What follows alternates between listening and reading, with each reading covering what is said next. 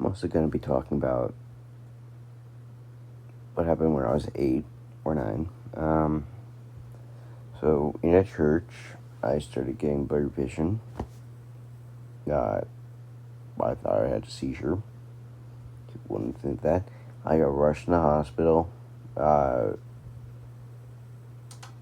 Didn't stay that long. It was a 24-hour wait. 24-hour stay. So that was fine. So, a few days later, my dad and my mom booked me a trip to a neurologist, and that was about an hour and a half away from my house. Because the hospital that I went to didn't have that type of equipment. I had to stay awake for hours on end for the day of the appointment. So I stood awake the night before to the morning after, because I was forced. I was told to do that. An hour and a half later, I get to the hospital. I'm told I need to go to the radiology department and get a scan on my brain. Scan went fine after having anesthesia. A few weeks later, we get a call from the hospital that did the test,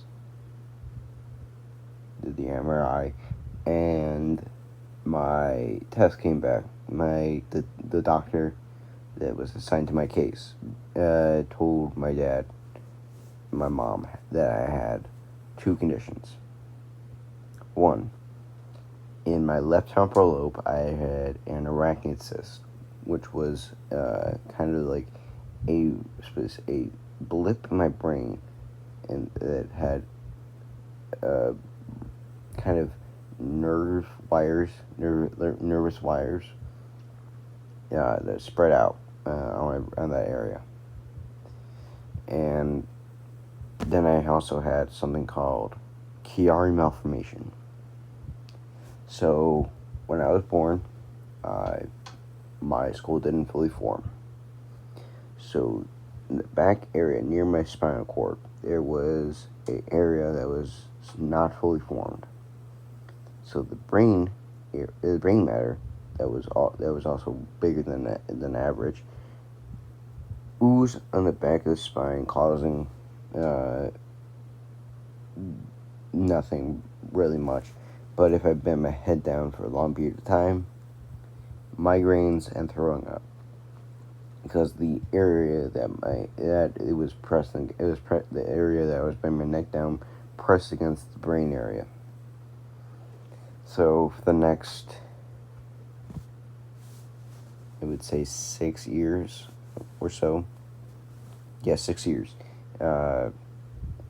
I would be going yearly to an MRI, checking out how the arachnoid cyst was shrinking and the skull was forming.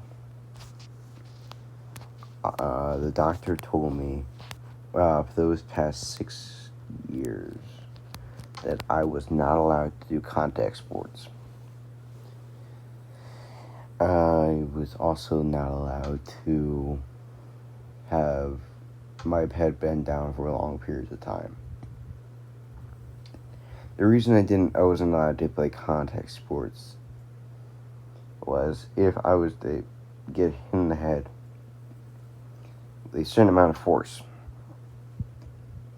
I would have suffered a seizure so severe that I would have died. Yeah. And due to that, I was an outcast. I got overweight. I was short. I didn't have any friends, all the hip stuff. And I still am struggling with the knowing that I was at any point could have died. If I played basketball played football, if I played baseball. The one sport I played with my brother, my little brother. Yeah. But now, since I'm 18, and it was almost 18, and I was 14 when I was really medically discharged.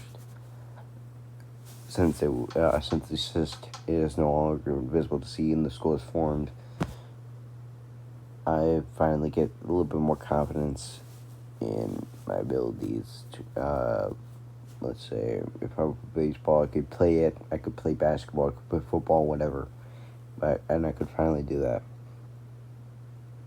So, the perseverance I had kind of saved my life. So yeah, I'll say this. No matter what disability you have, no matter how hard life tries to make you fall down, just persevere, live with it, and eventually it will go away. Or even you'll learn how to live with it. That's all, guys. See you later.